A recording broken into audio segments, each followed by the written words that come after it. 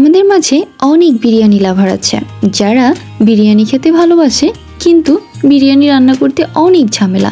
এজন্য নতুন রাঁধুনিরা বলেন আর ব্যাচেলররাই বলেন, এরা বিরিয়ানি রান্না করার কথা শুনলেই ভয় পায়। তাদের জন্য আজকে ইনস্ট্যান্ট বিরিয়ানি করে দেখাবো, খুবই সহজ রেসিপিতে। আর মশলা বাটাবাটি, মশলা কাটাকাটি এসবের সব রকমের ঝামেলা ছাড়াই আজকে খুব সহজেই বিরিয়ানিটা করে দেখাবো। আর কথায় কথায় রান্নাও হয়ে যাবে। তবে এখনই বলছি, যারা এখনও আমার চ্যানেলটিকে সাবস্ক্রাইব করেননি প্লিজ সাবস্ক্রাইব করে দেবেন।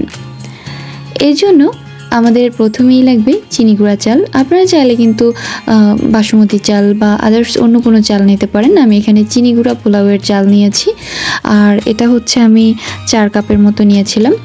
আসলে যার যতটুকু দরকার সে ঠিক ততটুকু পরিমাণে নিয়ে নেবেন। এখানে আসলে পরিমাণটা বলার কিছু নেই, তাই উল্লেখযোগ্য আমি কোনো পরিমাণ বলি না, কারণ আপনার বাসায় লোক যদি কম থাকে আপনি কম নেবেন, বেশি থাকলে বেশি নেবেন, সেটা আসলে পরিমাণ দিয়ে কি হবে। তবে টুকটাক বলার চেষ্টা করি। এরপরে হচ্ছে এই চালগুলোকে পরিষ্কার করে ধুয়ে নিব, আর ধুয়ে পানি ছড়িয়ে রাখবো এক সাইডে। এরপরে হচ্ছে আমরা বাকি প্রসেসে চলে যাব। আর বাকি প্রসেসটা হচ্ছে, আজকে আমি হয়তো বলতে ভুলে গিয়েছি, আজকে হবে হচ্ছে চিকেন বিরিয়ানি। তো আমাদের এজন্য লাগবে চিকেন। আর চিকেনটাকে হচ্ছে অন্যদিকে জাস্ট একটু ম্যারিনেট করে রাখা হয়েছে, ধুয়ে কেটে পরিষ্কার করে। তো এই যে ম্যারিনেট করে রেখেছে হচ্ছে ধরেন লবণ দিয়েছি, তারপরে হচ্ছে পেঁয়াজ বাটা, রসুন বাটা। আমি আসলে স্ক্রিনে সব কিছু লিখে দিয়েছি, তবুও একটু বলে দিয়েছি। ধনিয়া বাটা, তারপরে হচ্ছে আদা বাটা, জিরা বাটা, আর হচ্ছে হলুদ, মরিচের গুঁড়ো, এগুলো দিয়ে এখানে একটু বেশ কিছুক্ষণ আগে ম্যারিনেট করে রাখা হয়েছে, মানে মাখিয়ে রাখা হয়েছে। এটা তো অবশ্যই সবাই পারবেন, এজন্য এটাকে দেখাইনি। মানে মাংসটাকে প্রস্তুত করে তারপরে হচ্ছে এগুলো সব কিছু মাখিয়ে রাখবেন, তবে অল্প পরিমাণে দিয়ে। এরপর হচ্ছে রান্নার মূল প্রসেসে চলে এলাম। এখানে হচ্ছে আমি রাঁধুনি মিক্স নিয়েছি। এটা হচ্ছে এর মধ্যে সব উপাদানই দেওয়া আছে। এটার দাম সহকারে আমি বলে দিচ্ছি, এটা মেবি 55 টাকা নিয়েছে। তো এটা হচ্ছে আমাদের যে কোনো সুপার শপে বা মুদি দোকানে পেয়ে যাবেন। আর আমরা কিন্তু এটা দিয়ে ইনস্ট্যান্টভাবে এটা বানিয়ে নিতে পারি, বিরিয়ানিটা অনেক সুন্দর হবে। এই যে পানিটা ঝরিয়ে রেখেছিলাম। এদিকে আমাদের লাগবে হচ্ছে দুধ। তো এখানে আমি 1 লিটার দুধ নিয়েছি, মানে আজকে আমরা দুধ দিয়ে এটাকে রান্না করব। তো দুধটা নিয়েছি, আমি দুধটাকে এক সাইডে রেখে দিচ্ছি। এরপরে হচ্ছে আমরা রান্না করতে চলে যাব। আর আজকে হচ্ছে মাটির চুলাতে রান্না করব। তো একটা কড়াইয়ের মধ্যে বেশ কিছু পেঁয়াজ কুচি দিয়ে দিয়েছি, প্রায় অনেকগুলা, 1.5 কাপের মতো। এটাকে বেরেস্তা করে জাস্ট উঠিয়ে রাখবো, ভেজে বেরেস্তা করে জাস্ট উঠিয়ে রাখবো। বেরেস্তা করা হয়ে গিয়েছে, এখন আমরা বাকি প্রসেসে চলে যাচ্ছি। সেই কড়াইয়ের মধ্যেই মাংসটাকে দিয়ে দিচ্ছি, মানে চিকেনটাকে দিয়ে দিব। আর চিকেনটাকে দেওয়ার পরে 2-3 মিনিটের মতো ভেজে নিব। জাস্ট একটু তেল দিয়ে খুব ভালো করে একটি ভেজে নেব, মানে ধরেন 2-3 মিনিট বা 4-5 মিনিটের মতো ভেজে নিব। ভাজতে ভাজতে কিন্তু এক সময় মনে হবে যে মশলা থেকে একটুখানি কেমন একটা মানে ভাজা ভাজা একটা ঘ্রাণ আসছে। এ পর্যায়ে কিন্তু আমি একটু তেল দিয়ে দিলাম, মানে তেলটা একটু মনে হচ্ছিল যে কম হয়েছে। তো মাটির চুলাতেও কতটা ঝরঝরে আর পারফেক্টভাবে রান্না করা যায় এটাই দেখাই দিচ্ছে আজকে। তো এখন নেড়ে চেড়ে মিশিয়ে নিচ্ছি। আর এই পর্যায়ে আমরা কিন্তু ওই যে রাঁধুনি মিক্সটা রেখেছিলাম, মানে বিরিয়ানি মিক্স, ওটা দিয়ে দিব। ওটাকে অ্যাড করে দিয়ে খুব ভালো করে কিন্তু নেড়ে দিতে হবে। আর দেওয়ার সময় অবশ্যই একটু ঘুরিয়ে ঘুরিয়ে দিবেন। তো খুব ভালো করে আমি মিশিয়ে নিচ্ছি। এবার আমার দেওয়া হয়ে গিয়েছে, এখন আমি খুব ভালো করে মিশিয়ে নিচ্ছি। আর এরপরে কিন্তু এটাকে দুধ দিয়ে ঢেকে দিব।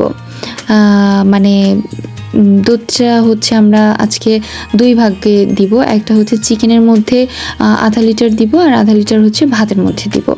তো এখন হচ্ছে আমরা এই চিকেনের মধ্যে দুধটাকে দিয়ে দিচ্ছি। এরপরে এই দুধ চিকেনের মধ্যেই আমরা উপর থেকে বেরেস্তাটাকে দিয়ে দিচ্ছি। আর বেরেস্তাটা হচ্ছে আপনার দেওয়ার একটাই কারণ, আমি পরে বলছি। যাই হোক, এখন কিন্তু ফুল আছে, এটাকে রান্না করতে হবে বেশ কিছুক্ষণ। আর এদিকে চালটাকে প্রিপেয়ার করে রাখছি অন্য চুলাতে। তার আগে এটাকে একটু নেড়ে দিচ্ছি গোশটাকে। তো প্রিপেয়ার্ড বলতে এখানে চালটাকে হচ্ছে খুব ভালো করে একটা হাঁড়ির মধ্যে, বড় একটা হাঁড়ির মধ্যে নিয়ে বেশ কিছুটা ঘি আর তেল মিক্সড করে তারপর এটাকে ভেজে রাখছি।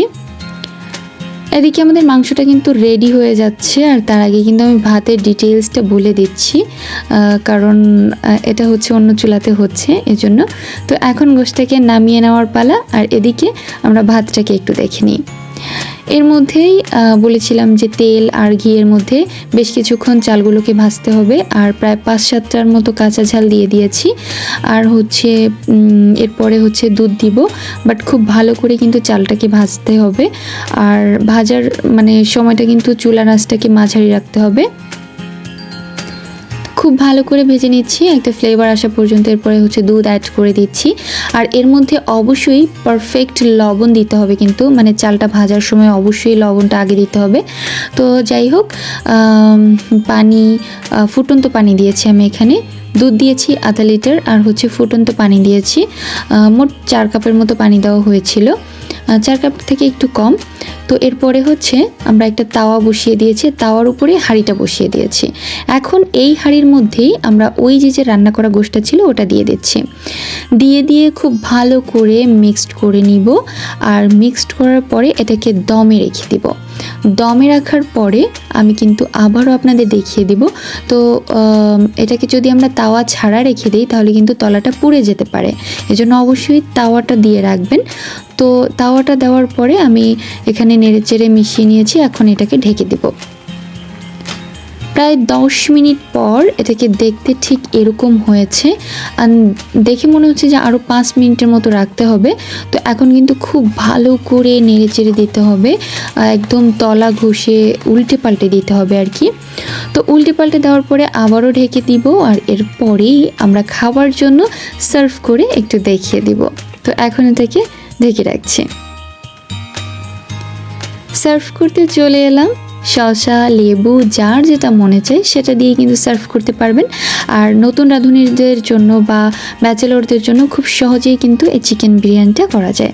তো বাসায় অবশ্যই আমার রেসিপিগুলো ট্রাই করবেন, আর আমার ছেলের জন্য দোয়া করবেন। সবাই ভালো থাকবেন। আল্লাহ হাফিজ।